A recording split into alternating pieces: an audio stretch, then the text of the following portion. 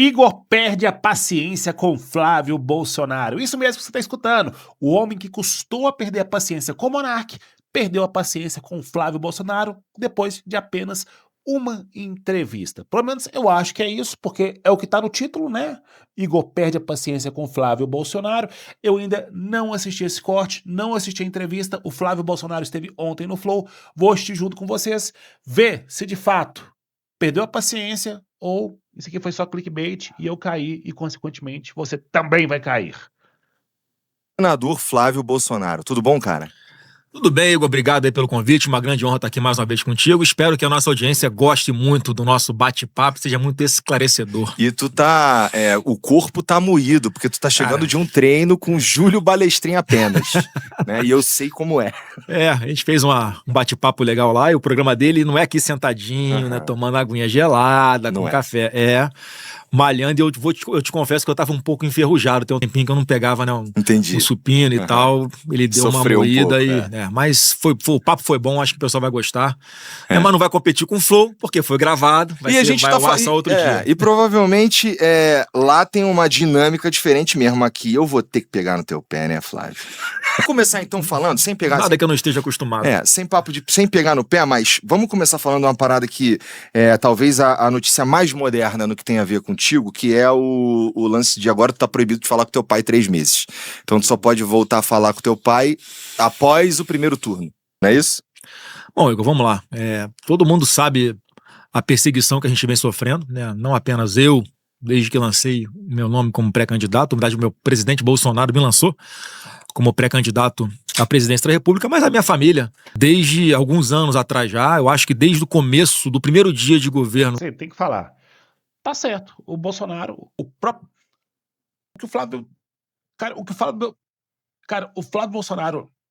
Olha, eu tenho que falar. O Flávio Bolsonaro ler aquela carta é tão errado que o próprio Bolsonaro falou que não sabia que ele ia ler a carta, que a carta era só pra ele, uma coisa assim. Deixa eu ver aqui. Bolsonaro sabia carta.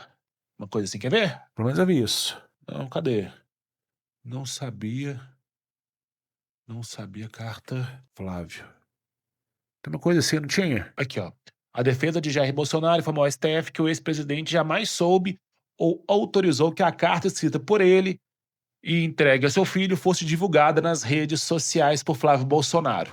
Então, assim, o Bolsonaro, né, o Bolsonaro pai, tirou da reta dele, que eles sabiam que era errado. Agora, fazer o advogado, porque o Flávio é advogado do Bolsonaro, né, do Jair, fazer o Flávio não poder falar com ele durante 3 meses é complicado. Tem até gente falando assim, mas o Lula também escreveu carta pro Haddad. E estava errado. O Lula não devia ter feito isso. Mas não é porque o Lula errou que o Bolsonaro acertou e vice-versa. Se tá errado, tem que punir. Não tem jeito. Do presidente Bolsonaro, a perseguição já havia começado.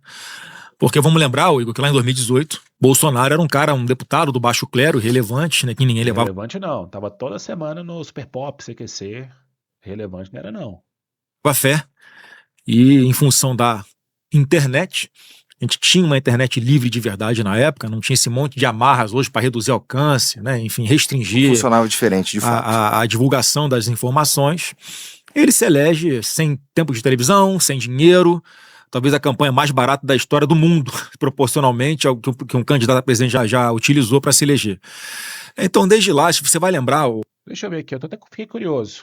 Quanto Bolsonaro gastou na eleição de 2018, vamos ver. Em 2018, a campanha de Jair Bolsonaro declarou a Justiça Eleitoral gasto de 2,8 milhões. É barato para uma campanha, viu? Os dados apontam que a arrecadação da campanha somou 4,3 milhões naquele pleito, com o candidato registrando oficialmente por 2 milhões de despesas diretas e o restante investido pelo partido.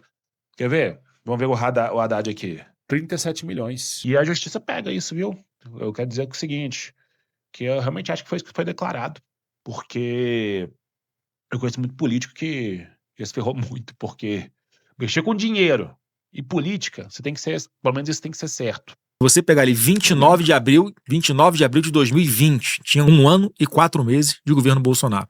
Já foi aquela primeira decisão do Alexandre de Moraes, em que ele proíbe o então deputado, o então delegado federal, Alexandre Ramagem, de ser o diretor-geral da PF. Assim, atendia todos os requisitos, é uma prerrogativa exclusiva do presidente da República colocar um diretor-geral da Polícia Federal. E naquela, com 1 ano e 4 meses, já foi uma canetada de interferência do Alexandre. Porque, eu não lembro. Por que o Alexandre de Moraes não deixou a margem? Só isso aí. Pô. Bolsonaro impediu os princípios constitucional da impossibilidade e imoralidade. A decisão baseou-se nas acusações do ex-ministro da Justiça, Sérgio Moro, de que a troca no comando de PF visava interferir politicamente nas investigações. Bobear foi mais culpa do Moro aí do que do Careca, hein? De Moraes no governo do presidente Bolsonaro. De lá para cá foi uma construção, obviamente, para chegar na ponta da linha e ao fim disso tudo e colocar o Bolsonaro onde ele está hoje, né, preso, incomunicável. Então essa que é a decisão do Alexandre de Moraes, primeiro que é uma coisa desumana, mais uma, né? Mais uma desumanidade por parte dele, porque a própria legislação garante o direito, né, do presidente Bolsonaro, na condição que ele está, de receber a visita do filho. E eu sou, além de tudo, também advogado, constituído nos autos do presidente Bolsonaro. Eu participo das definições de estratégias, da construção das... Eu não gosto de político nenhum. Não gosto do Bolsonaro, não gosto do Lula. Bobear, gosto menos ainda do Bolsonaro. Mas eu acho que isso foi exagerado, sim. Eu acho que foi exagerado. Peças, né, atuo como advogado de verdade. Tanto é que a OAB entrou, né, com um pedido para que o Alexandre de Moraes reconsiderasse essa impossibilidade de comunicação com ele. Porque como é que funciona hoje? Ô Igor, a família diga-se apenas os filhos, tá? Podem visitá-lo quarta e sábado, por 2 horas apenas. E a defesa jurídica, a defesa técnica dele, os advogados, podem visitar 30 minutos por dia de segunda a sexta. E isso também não era assim. Quando ele não estava na domiciliar ainda, os advogados podiam ir qualquer horário, sem marcar, sem limite de tempo para passar junto com ele para conversar.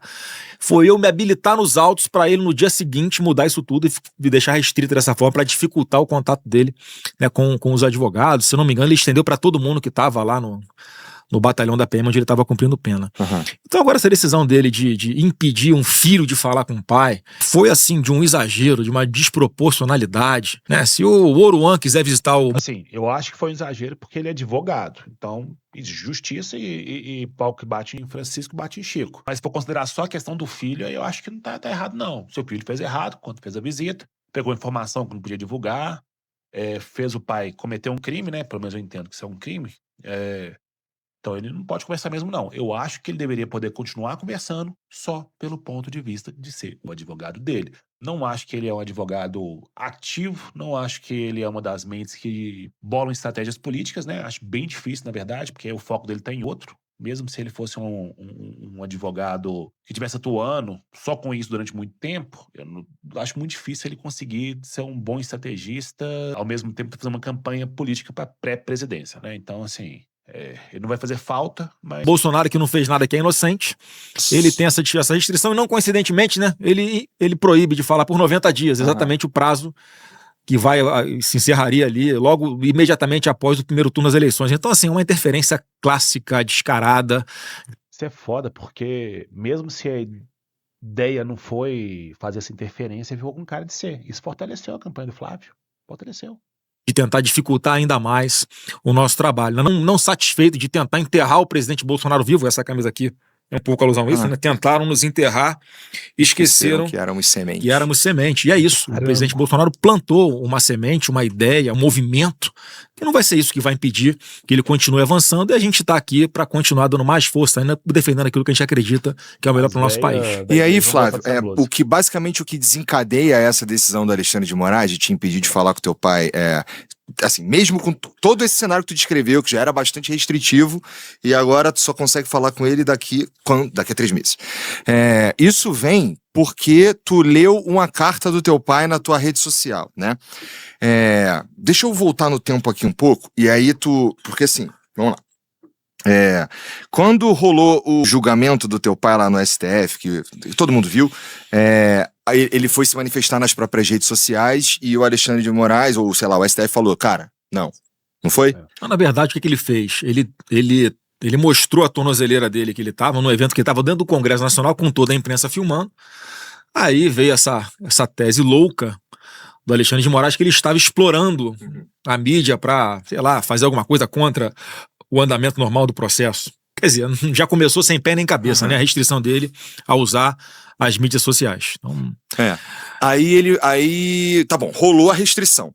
Aí depois ele, daí tu me ajuda se eu estiver falando besteira. Ele deu uma entrevista e saiu por um outro canal que não as redes sociais dele e aí tomou uma outra restrição ou algum outro tipo de notificação ou qualquer coisa do Alexandre de Moraes. Eu lembro que na época tinha até uma questão de, pô, isso aqui é censura prévia, isso aqui não é censura prévia, o cara não pode falar, esquisito pra caramba.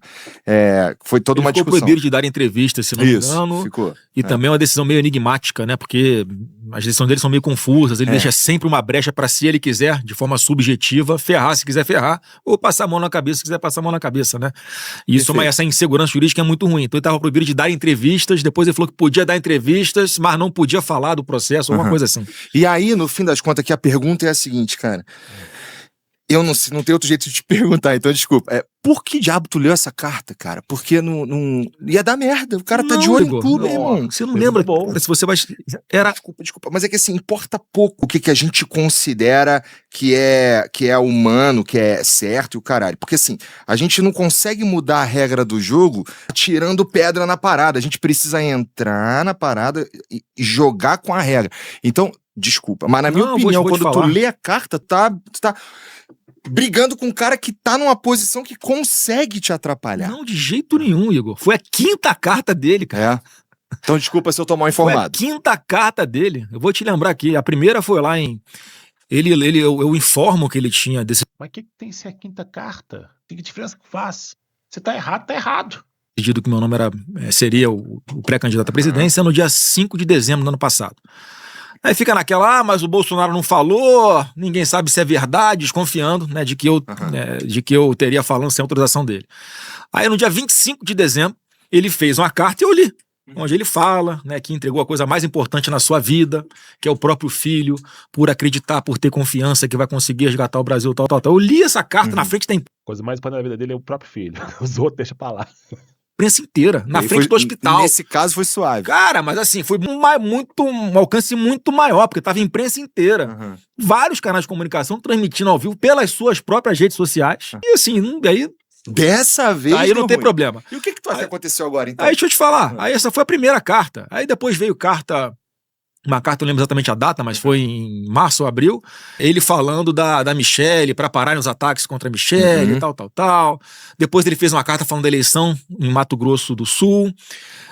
Ele escreveu uma carta também para Michelle por ocasião do Dia dos Namorados, né? Que ela postou, a Michelle botou na rede social dela, cara. Tudo e nada, a própria carta. E tudo. Instagram, Michelle Bolsonaro. Teve isso? Era bem posta pra caramba, hein? Ou se for story aí, tá ferrado. Aí não vai dar pra ver, não. O celular é muito feio. Peraí. Isso aqui é de quanto? 2025. Eu não achei que não. Deixa eu ver. Michelle, carta Bolsonaro. A carta que recebi do nosso amor, do nosso aniversário 18. Michelle. Oi, Mi. Obrigado, Bolsonaro. Aqui tem mesmo. Há 22 semanas atrás. Só não sei se... Assim, é um presente, na verdade, não é nem uma carta, né? Ou sei lá. Todos também. Tudo normal. Aí quando ele faz essa carta agora, nesse momento, em que também tá todo mundo tentando especular, olha, o Flávio vai ser ou não vai ser, cara, você tá decidido, acabou.